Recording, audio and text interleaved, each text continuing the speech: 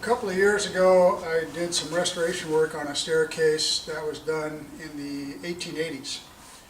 And I was surprised by how stiff the handrail and the balusters were. I started to take it apart. I saw that they were dovetailed into the treads. I always wanted to try that, and staircase came along, straight run. I decided this would be a good opportunity to put it into practice. This customer appreciated it and had the budget to do it, and we're going to look at doing a full dovetailed baluster.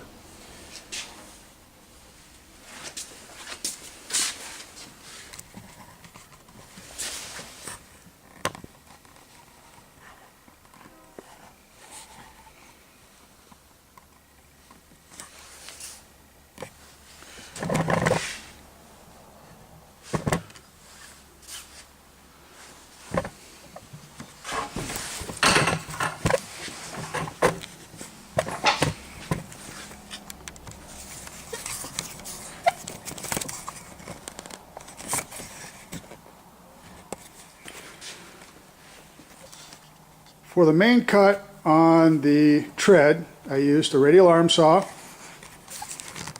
with a stop so that I could cut up to very close to my transition point and not overcut where I needed the miter to be. When it came time to cut for the miter, I used a jig and a handsaw, cut those into place. It went relatively quickly. As you can see, there's a stack of them there that are complete. You can see the dovetail portion of it, or the baluster going in.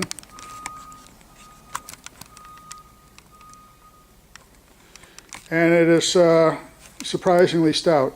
Without any glue or screws. In the case, the one that I worked on, they had a screw running through it and into the tread. The baluster has a shoulder on three sides so that it has a shoulder to ride on, so it pulls down and it makes it pretty darn stout. First thing I did was to make up a template so that they could all be marked out the same and I wouldn't have to measure each one. I would register the template and transfer the marks.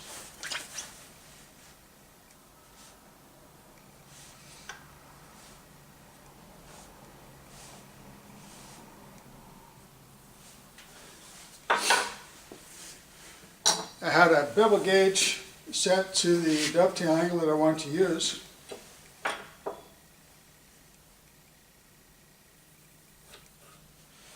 One of the things I noticed about the original I worked on was that these things were not terribly precise.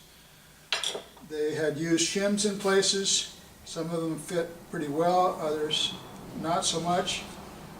But once the shim was in place, I couldn't tell any difference in how stiff the baluster was in use.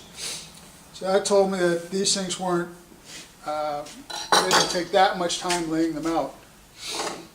I need to make the mortise to fit the depth of the baluster minus the shoulder. So I'll set it on to that, bring it down, and that is how far in it's going to come. Transfer those marks.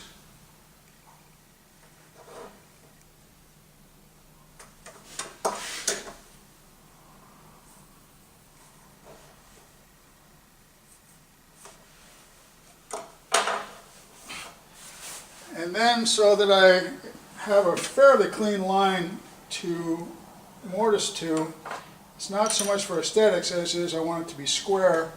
I'm going to set a marking gauge to that depth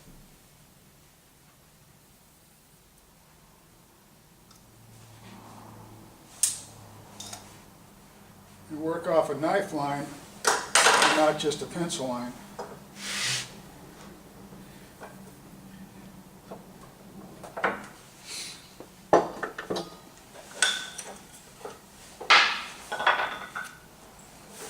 Turn it over and transfer the marks to the other side.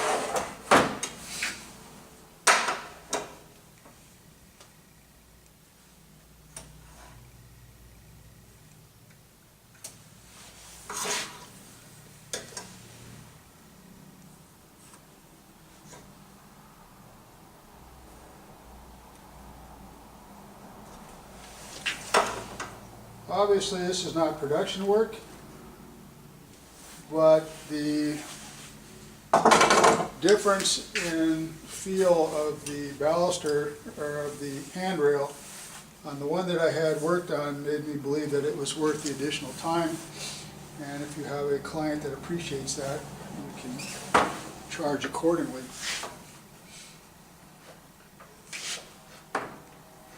So I got a knife line on both sides, so it'll be square. I can now cut those out. For that I'm going to use a dovetail saw. The only thing that's important here is that these are square. You don't exactly have to be on the line. This was more production work than furniture grade. And I'll set that in, saw those out now.